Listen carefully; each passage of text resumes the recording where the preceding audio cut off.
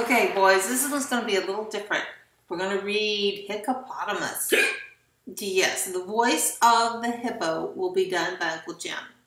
Now, when you hear the bell, turn the page. So we're going to all start on this page. Get there. I'll let you get there. You can stop the video if you need to. Okay, are you ready? When you hear the bell, turn the page. Ready? Go. Oh dear. There once was a hippopotamus who hiccuped quite a lot of us. And every time he got a muss, he'd fall upon his bottomus.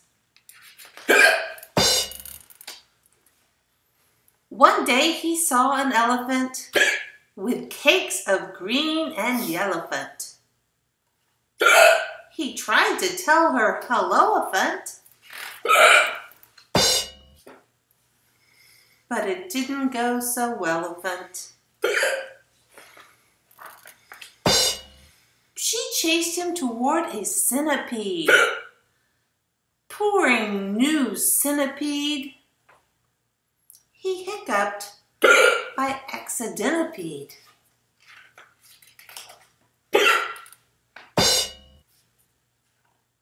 Oh dear. And he tripped the elephantipede.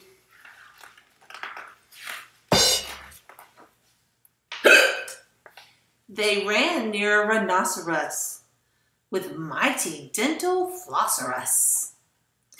His stream went all crisscrosserus.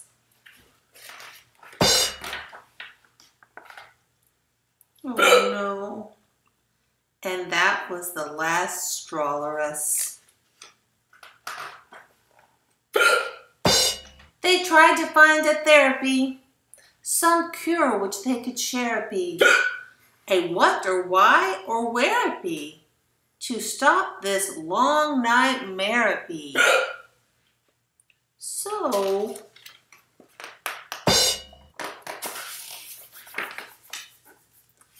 they wrapped him around with licorice and spun him very quickerish. They secured him to a buffalo. They made him huff and puffalo. They acquired an aquarium and flashed him something scarium.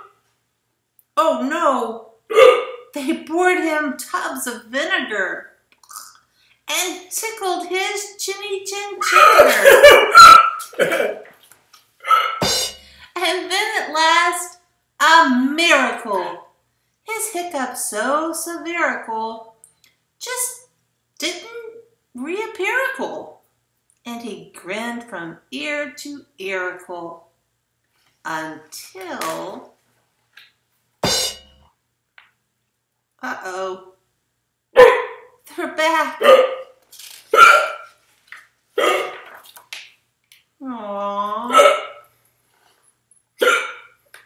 Poor Mr. Hiccupotamus.